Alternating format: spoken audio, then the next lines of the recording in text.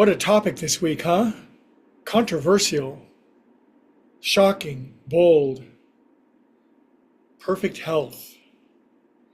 Who was it that said youth is wasted on the young? I was thinking maybe Mark Twain or Oscar Wilde, who are always attributed with many of those pithy, remarkable comments. But youth is wasted on the young is mostly attributed to a Danville resident, George Bernard Shaw. Anyway, do you deserve perfect health? It's a really interesting question. It's so contrary. I wonder if you ever might feel that it's rude or selfish or small-minded to consider one's own health and whether we deserve perfect health. Well, off we go. Would you like perfect health? Are you in perfect health right now? So youth is wasted on the young. What's the great characteristic of most youth, most baby animals? Springiness, resilience, speed, enthusiasm, bounciness, liveliness, energy. These wonderful qualities of youth. But as George said, youth is wasted on the young. And now maybe we're not 10 years old anymore and racing around the barnyard with liveliness and springiness. But why aren't we? Why are those of us who are 30 or 40 or 50 or 60 or 70 or 80 years older, how come we're not bouncing around with the same degree of springiness, liveliness, interest?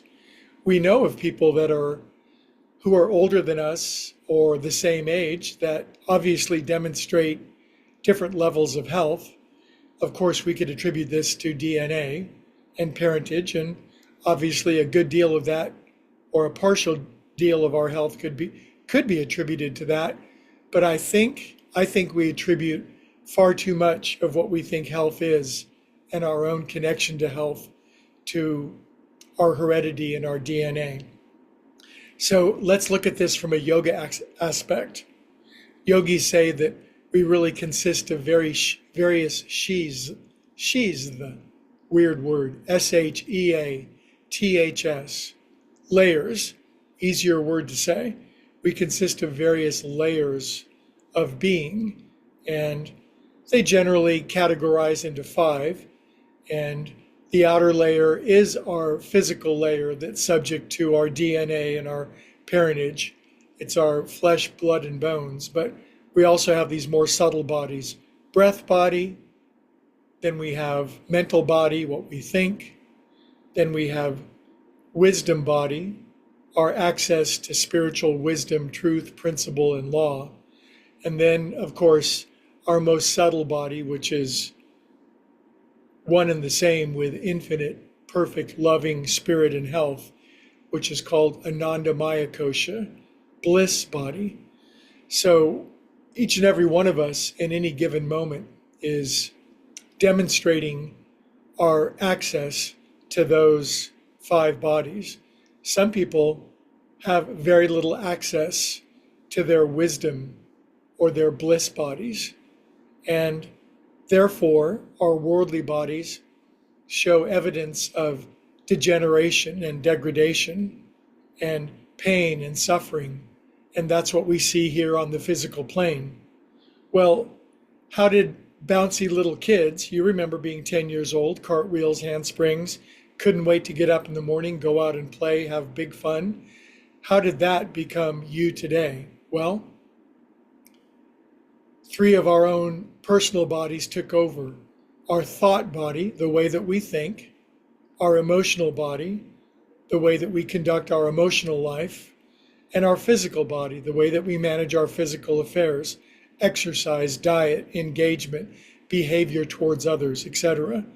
So it could be that most people that we see on earth have operated in a way that has cut them off from the ever-present, always available, never-ending, inexhaustible body of wisdom and bliss that could be flowing through us in any given moment. It's there, but we're not there. So in order to begin to gain perfect health, you first have to ask yourself, do you want that? Do you think you can have it? Do you think it's possible?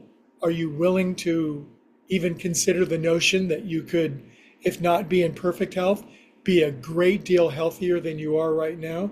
You could, at any moment, have an infusion of great, lively health into your body, much in the same way we might imagine somebody getting an infusion of hydration or electrolytes that suddenly brought them back to vitality. Imagine if we could hook ourselves up to an infusion of joy and wisdom by connecting to our inner body. How shall we do that? Tune back in tomorrow. Just kidding.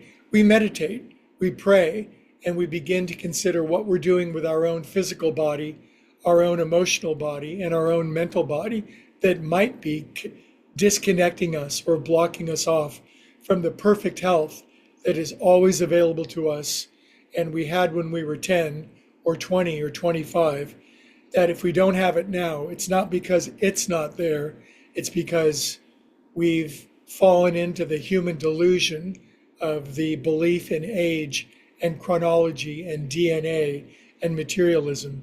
And quite frankly, it's time to knock that off, unless, of course, you accept the fact that perfect health is too good to be true and that you shouldn't even consider such a foolish notion. Or should we? Anyway, have a healthy day. We'll see you tomorrow.